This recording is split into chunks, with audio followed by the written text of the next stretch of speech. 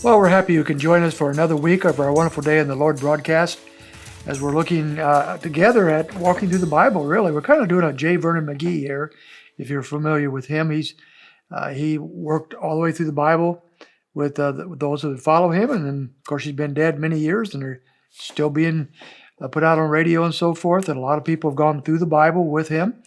One thing that's different with what we're doing is hopefully you're reading along with us in our Bible reading plan, reading through the Bible chronologically. And we're taking a couple chapters a day in our reading, a psalm right now, as well as something out of the book of Genesis. So we're in Genesis chapter 31. And we've worked our way up to Jacob, who is now leaving the place where he'd been for 20 years. He came to be at Laban's house, where a relative of Abraham and Isaac. And Laban has had daughters that Jacob has married, and Jacob has worked for him now for 20 years.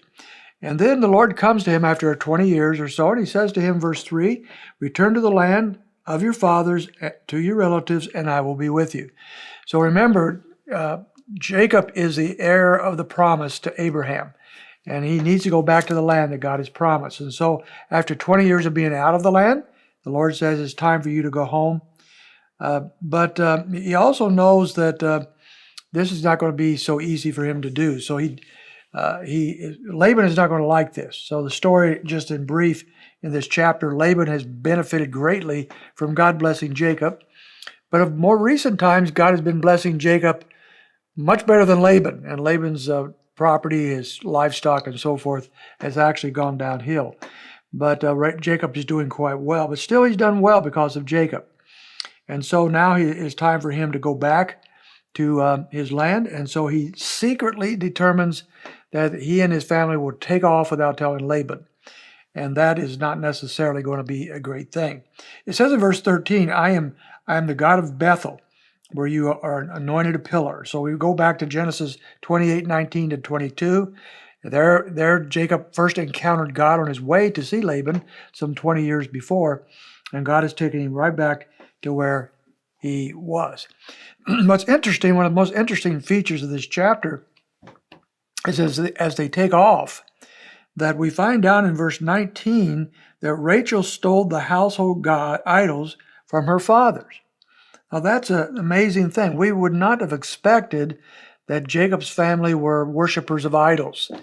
Has Jacob not taught them anything? We don't find Jacob himself worshiping these foreign gods, but his wife apparently has affinity to that and stills these things. And so it really surprises us. It surprises us even that Laban has these things.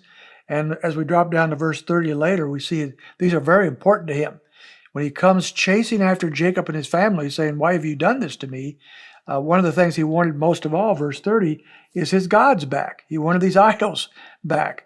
And as you know the story here, Rachel disguises this very well. She's very deceitful, and she sets on the idols underneath a saddle in verse 34, and deceives her father and is able to keep the idols. We see these idols showing up some years later. We'll see that later this week.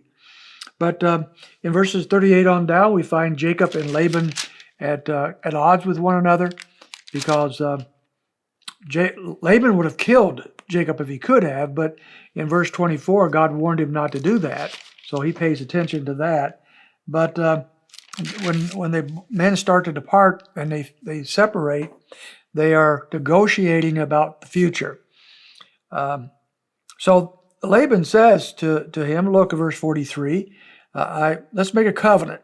Let's separate from one another, and let's put this stones here in this particular place, and I won't pass this barrier, and you won't pass from the other direction, and we'll leave each other alone. And they called the place, verse 47, Gilead.